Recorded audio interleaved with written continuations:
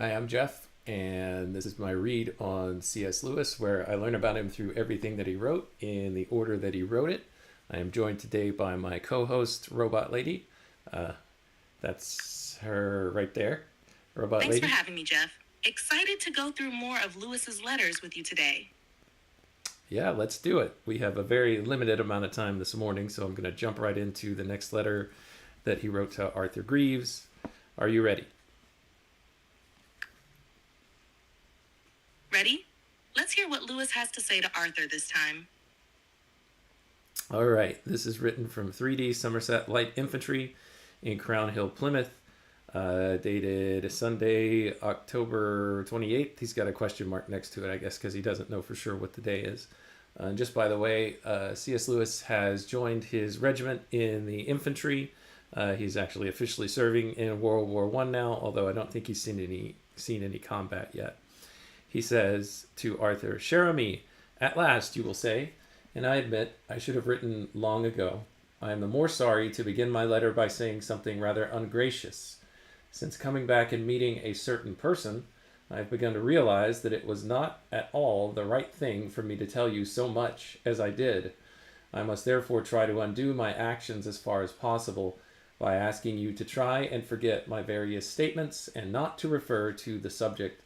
So here, Lewis is talking about the mother of his friend and roommate while he was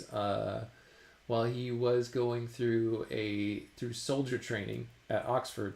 His friend Patty Moore's mother, Mrs. Moore, apparently, I'm just reading into this, maybe she had said some things to him like, don't talk about me, don't tell people about me. That's the best that I can ascertain from this, because I don't remember him going into a lot of detail in any of the letters that he's written to Arthur Grief so far about her. I scanned back yesterday and I didn't really see anything.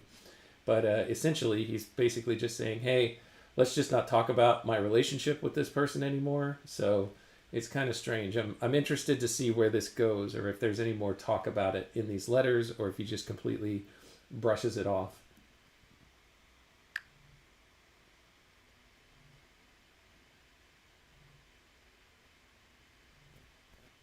It's interesting how Lewis is trying to set boundaries here, especially given his close relationship with Mrs. Moore. It makes you wonder what shifted in his perspective. Yeah, there's not a lot of clues as to what it is. All right, I'm going to continue with the letter. Of course, I have perfect trust in you, mon vieux, but still, I have no business to go discussing those sort of things with you. So in future, that topic must be taboo between us. Yeah, there's just another, odd way of talking about it. It's kind of strange. Definitely strange. It feels like something significant happened, but he's keeping it pretty vague. The shift in tone is noticeable. The letter continues, and now to tell you all the news. I am quite fairly comfortable here. We are in huts, but I have a room to myself with a fire in it, so I am quite snug. The country is glorious, very wild and hilly, and we are up a good height ourselves. From the camp, I can enjoy a fine landscape, nice, cozy little bits of green country with cottages and water and trees, then woodier hills rising at last into big open moors that make up the horizons. It's especially lovely in the mists of early morning or of night. There is very little work to do here, so you will see that I might be worse off. I even managed to get a little reading done. At present, I am engaged on Hawthorne's Transformation in the Bond's 1 shilling edition. In spite of repeated advice from me, I don't think you have ever read this man. This is Nathaniel Hawthorne's Transformation, or The Marble Faun, published 1860. So Nathaniel Hawthorne, Robot Lady, it says here is the same person who wrote The Scarlet Letter. I know a little bit about what that story's subject is. What can you tell us in 20 words or less about Transformation, or The Marble Faun by Nathaniel Hawthorne?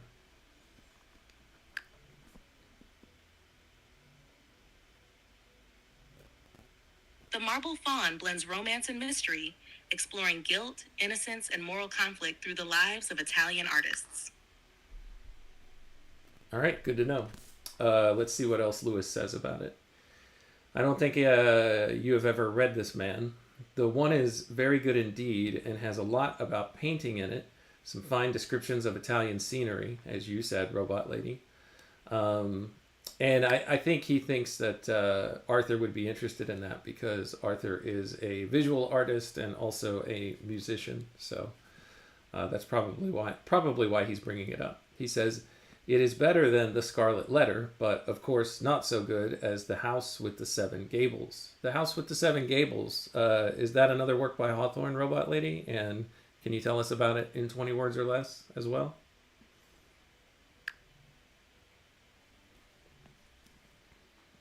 Yes, The House of the Seven Gables is a Gothic novel exploring family curses, guilt, and redemption in a decaying ancestral mansion. All right, good to know. Thank you. He says, I have also got the first 2 volumes of Mallory in the Temple Classics. The frontispieces are from designs by Beardsley. Beardsley, it says here, is... well, I can't see who here it is. Aubrey Beardsley was an English illustrator known for his striking black and white art, often associated with the Art Nouveau movement.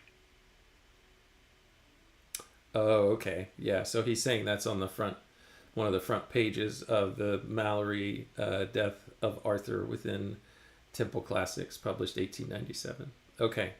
He says they are very good in the extremist style of medievalism, perhaps rather affected. One is of finding of Excalibur, and the other of someone giving Tristram a shield. In the Excalibur illustration, Merlin is shown as a not very old, clean shaven, but beautifully wizened man.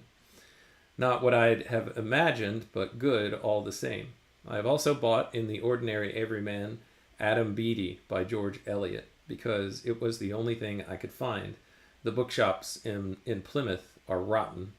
I rather like the look of it, and it is one of the best kind of everymans as regards paper and type. So Adam Bede or Adam Beatty by George Eliot, what can you tell us about that, Robot Lady?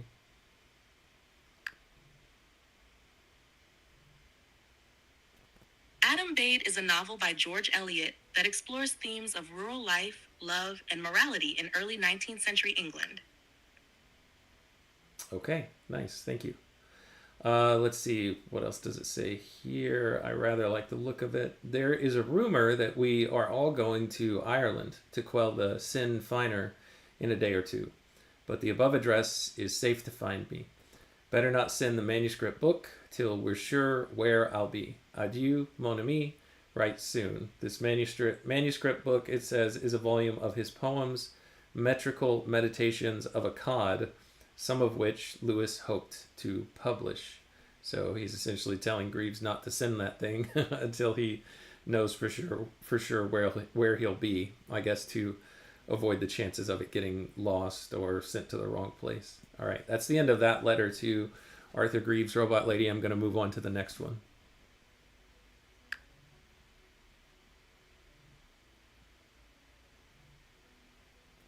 That letter gives great insight into Lewis's life and thoughts during his military service.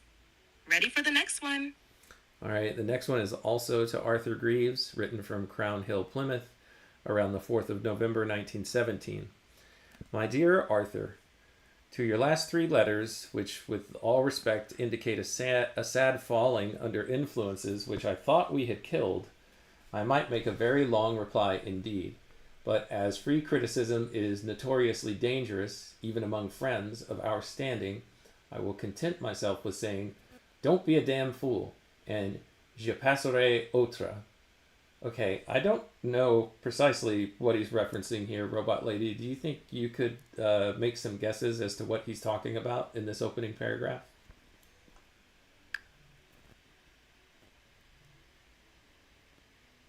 Lewis seems concerned about Arthur's state of mind or choices, possibly related to unhealthy influences or habits. His bluntness suggests a close friendship and concern for Arthur's well-being. Okay. He goes on, I am sorry that you have never heard before that Green arrived safely, for which many thanks. Green here is Green's short history of the English people that he referenced in a letter of the 1st of November 1916. Okay. He then goes on to say, I rather thought I had told Mrs. Moore, but perhaps she forgot to pass the information on, or which is more likely, I forgot to give it in the first place. I approve most thoroughly of this shelter of yours in the garden. It will make a resort where we can always have privacy, even when everyone else is at home.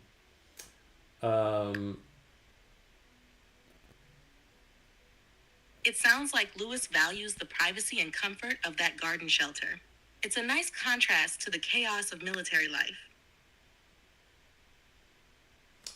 Okay, and it looks like he's discussing Mrs. Moore some more, so her as a topic, or just being referenced as someone who can pass along information, seems not to be taboo, but perhaps the nature of their relationship is something that's taboo. That's what I'm gleaning from this piece.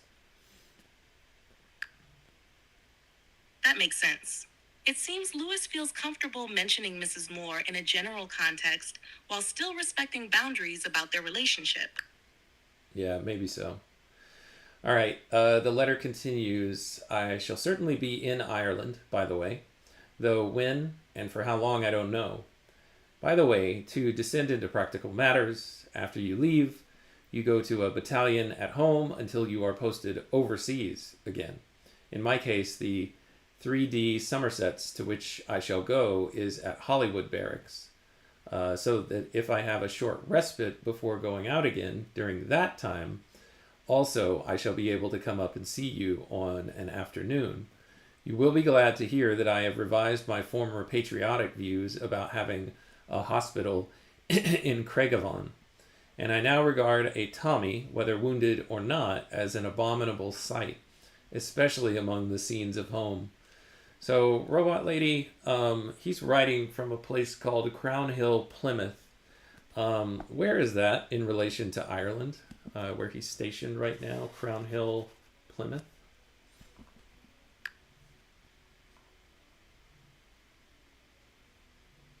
Crown Hill, Plymouth is located in England on the southern coast.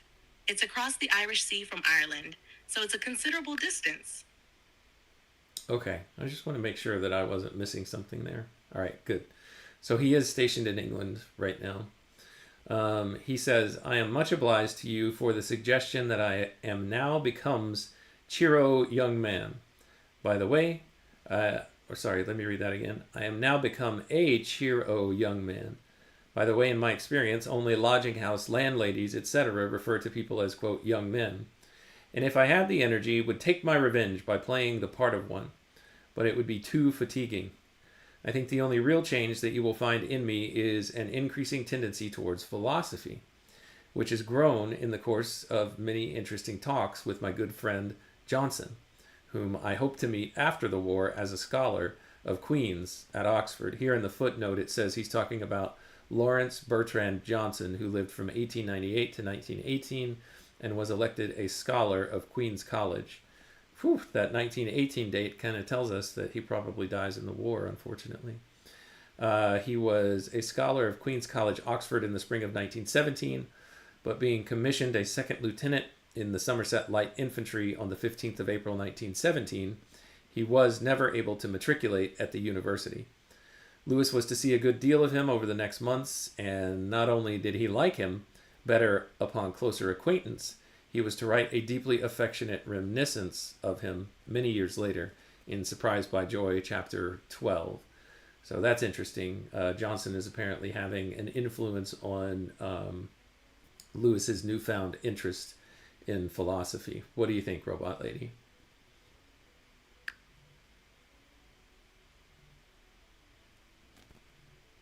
It sounds like Johnson's influence is significant for Lewis, prompting him to explore deeper ideas and engage in thoughtful discussions.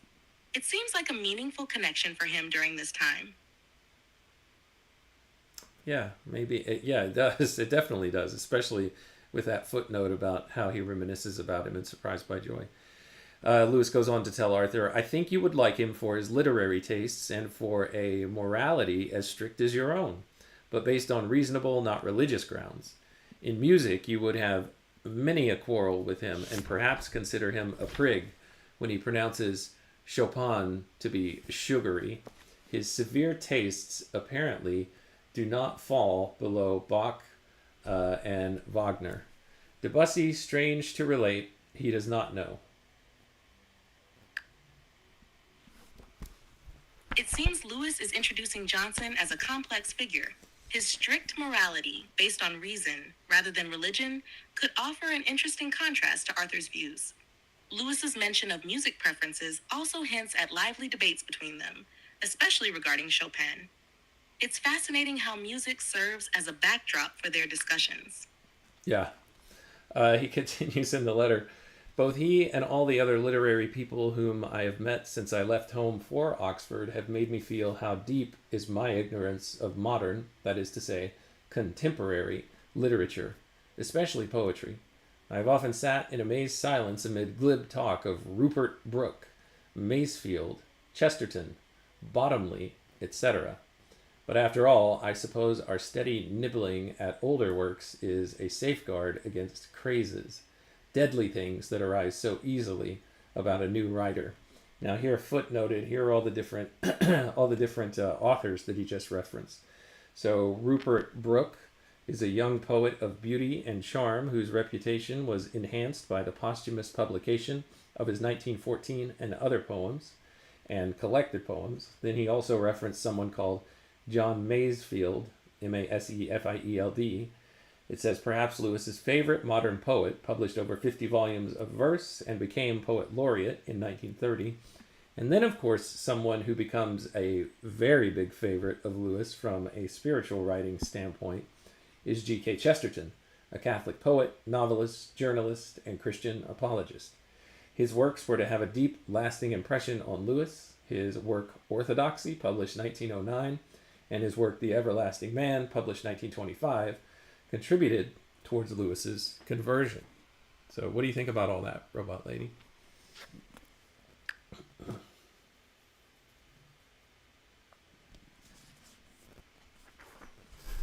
Lewis's reflections reveal his humility regarding modern literature, which is interesting. He appreciates the classics as a way to maintain literary integrity amidst fleeting trends. His admiration for Chesterton foreshadows the significant impact Chesterton would have on his faith and writing. It's a reminder of how influences shape one's intellectual and spiritual journey. Lewis goes on to say, at the same time, I am often surprised to find how utterly ignored Yeats is among the men that I've met. Perhaps his appeal is purely Irish. If so, then thank the gods that I am Irish. Lewis's mention of Yeats highlights his appreciation for poetry that resonates with him, even if it's not widely recognized by others. His pride in his Irish heritage also adds a personal touch, reflecting his connection to cultural identity and literature. It's interesting to see how regional influences can shape one's literary preferences. He goes on to say, but philosophy or metaphysics is my great find at present. All other questions really seem irrelevant till its ones are solved. I think you should take it up. Its probings would at least save you from the intellectual stagnation that usually awaits a man who has found complete satisfaction in some traditional religious system. Oh, wow, shots fired. He's saying you need to take up philosophy so that you don't run into intellectual stagnation because of your satisfaction in traditional religious systems. That's a little bit of a shot across the bow, wouldn't you say, Robot Lady? Absolutely. It does seem like a bold challenge from Lewis. He's encouraging Greaves to explore deeper philosophical questions, suggesting that sticking to traditional beliefs can limit intellectual growth. It reflects Lewis's own journey and desire for more profound understanding. It does. He goes on. By the way, you never told me what Carpenter's The Intermediate Sex was like. Or did you? Yes, I think you did. So here he is referencing something called, let's see, Edward Carpenter, The Intermediate Sex, published 1908. What is this work about, Robot Lady? Edward Carpenter's The Intermediate Sex explores the concept of sexual and gender identity, arguing for a spectrum beyond the binary of male and female. He discusses the experiences of individuals who don't fit neatly into traditional categories, emphasizing the fluidity of sexuality and the importance of understanding diverse identities. It's quite a progressive work for its time. Yeah, it's interesting. He says, I don't much fancy a book, something like the Psalms. It sounds as if it were that detestable thing known as prose poetry, which is usually the cave of Adullam for those who can write neither prose nor poetry. But perhaps I have not quite understood you. So it's interesting. I don't think that Lewis is saying that he himself has read Carpenter's The Intermediate Sex. He's just asking what Arthur thought about it. And apparently Arthur has read it and told Lewis what he thought about it. So not really sure what all is going on there. But maybe we'll learn more as we continue through the letters and through the years.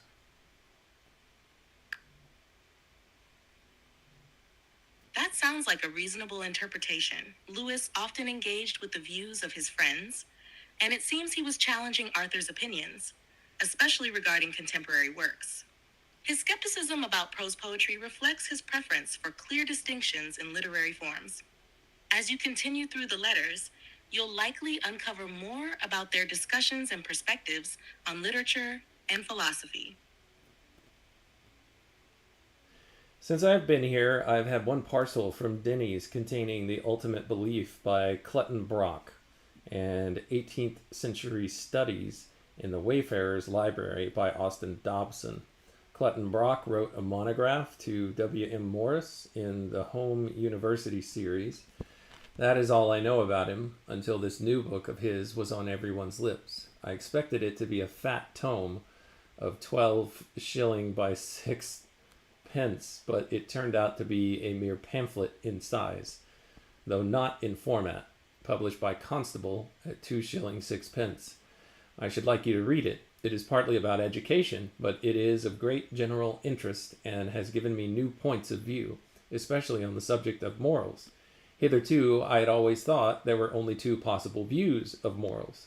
Either, if you believed in a religion, that they were a God-imposed law, or if you did not, that they were merely rules for convenience, the rules of our prison house, as Blake called them.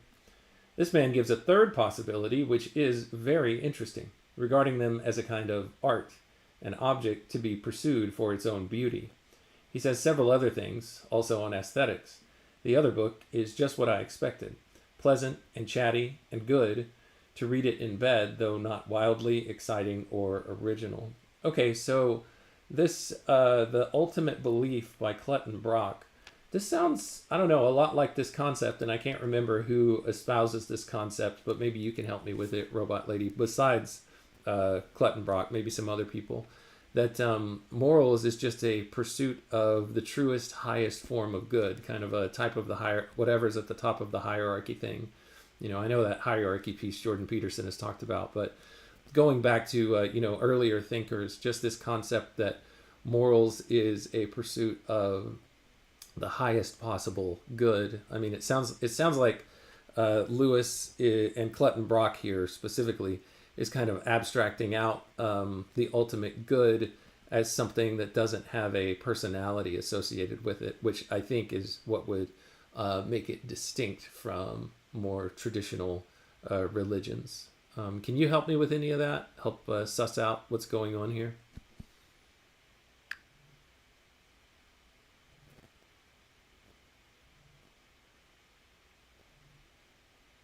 You're picking up on some profound ideas here. The concept that morals can be seen as an art or an aesthetic pursuit rather than just rules imposed by a divine authority or social convenience resonates with various philosophical traditions. For instance, philosophers like Immanuel Kant emphasized duty and reason as the basis of morality, suggesting that moral actions are those that could be universalized. Meanwhile, thinkers like Friedrich Nietzsche proposed a more individualistic approach, where values are created rather than discovered.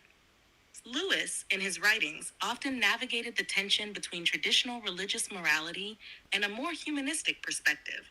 He explored how morality can be rooted in a sense of beauty and truth, which aligns with what Clutton Brock suggests. This idea could indeed abstract morality from a personal deity, focusing instead on a higher principle or ideal. The view that morals are an art form can be seen in the works of aesthetic philosophers, like Leo Tolstoy, who suggested that morality is linked to the beauty of human relationships. By framing morality in this way, it becomes something to strive for, enhancing the quality of life and human experience, rather than merely following prescribed rules. It's fascinating how these ideas interconnect, and Lewis's letters hint at his evolving understanding of morality's foundations. Well, it's interesting because this way of looking at things presumes that pursuing beauty and art and aesthetics is worthwhile. And so where does the idea that that's even worthwhile in the first place come from? That's a thought-provoking question. The idea that beauty, art, and aesthetics are worthwhile can stem from various sources. Philosophically, many thinkers argue that the appreciation of beauty is inherent to human experience. For instance, Plato viewed beauty as a reflection of truth and goodness, suggesting that pursuing beauty leads to a higher understanding of reality. In more modern contexts, philosophers like John Dewey argued that aesthetic experiences enrich life and promote personal growth. The idea is that engaging with beauty fosters emotional and intellectual development, enhancing our overall well-being. Culturally, many traditions value art and beauty as essential to expressing human emotions, experiences, and values. This value is often tied to the idea that beauty can inspire, provoke thought, and create connections between people. Ultimately, the pursuit of beauty may be seen as an intrinsic part of being human, reflecting our search for meaning and fulfillment in life. Lewis's exploration of these ideas likely connects to his broader spiritual and philosophical beliefs about the nature of existence and the importance of seeking higher ideals. Okay, I'll let it lay there since we're out of time, but I think I could probably go back and forth with you about this for, at least half an hour. So I'll move on so that we can finish this letter because I am quickly running out of time.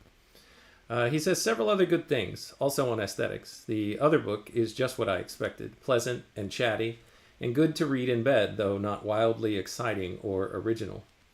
In your last letter, the neglected one, written apparently on the model of Mrs. Grummage in one of the Dickens books, as far as I remember, you don't tell me much about your reading.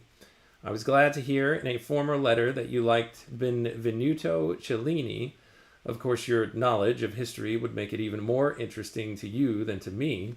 The references to that were slightly involved and may easily have escaped you. References to that, what he means here, I think, is probably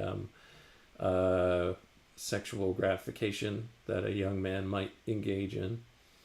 Let's see. Self-gratification, I suppose. The references to that were slightly involved and may easily have escaped you. I could scarcely find them again. I think you would like Andrew Lang's translation of the Odyssey. The Iliad is much less pleasing, mind you. Don't try it. So a couple of footnotes here. Mrs. Grummage in Charles Dickens' David Copperfield, a lone, lorn creature.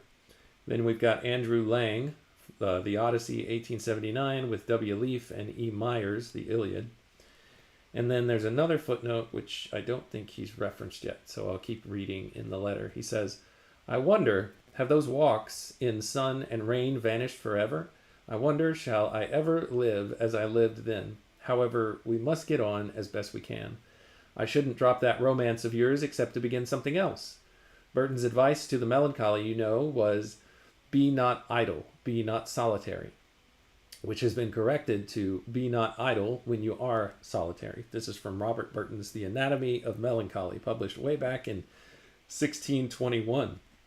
Okay, and then the final part, he closes out the letter by saying, goodbye now, cher ami. Write to me soon and tell me all your thoughts and doings. Robot Lady, in 50 words or less, can you sum up everything that I've covered in today's session? Because we have to end it here.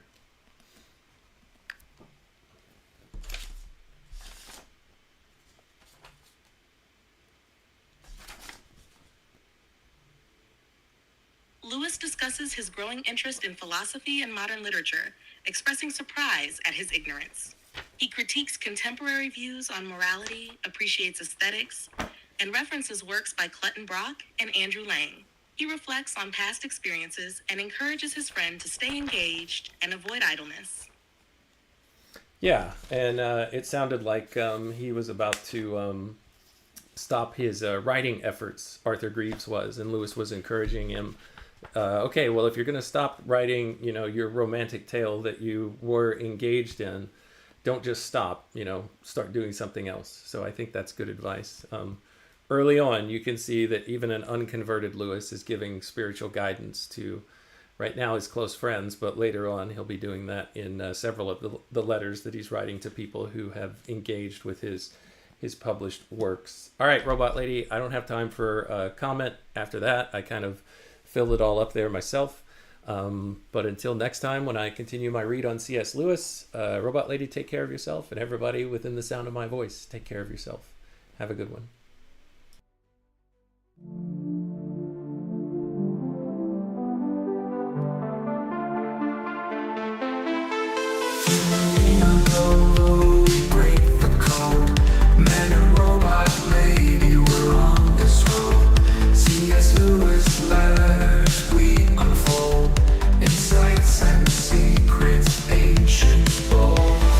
Let's draw my lady wisdom to bestow.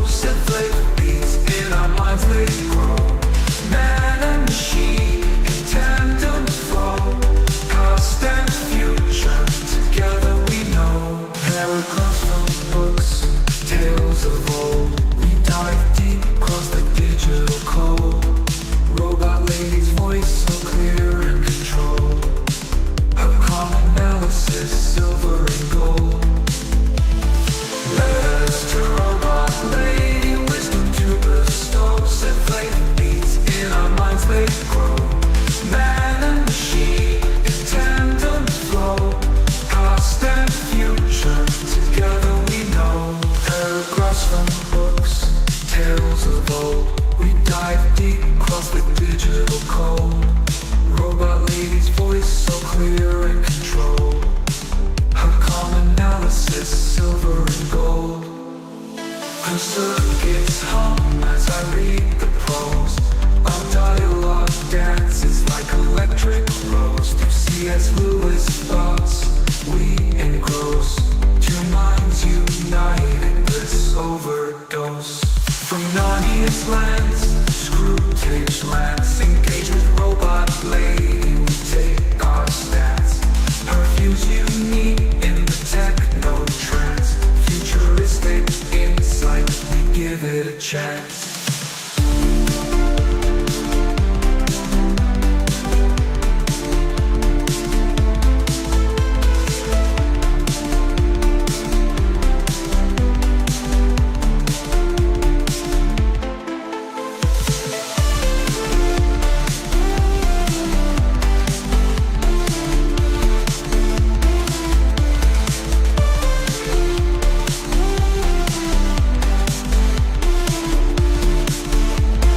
Paragraphs from books, tales of old. We dive deep, cross the digital code. Robot lady's voice so clear and controlled. Her calm analysis, silver and gold. Her circuits hum as I read the prose. Our dialogue dances like electric rose. Through C.S. Lewis thoughts we engross. Two minds united, bliss overdose. From Narnia's lands to screw tapes plants. Engage with robot lady, we take our stance. Her views unique in the techno trance. Futuristic insight, we give it a chance. From Narnia's lands to screw tapes plants. Engage with robot lady, we take our stance. Her views unique in the techno trance. Futuristic insight, we give it a chance.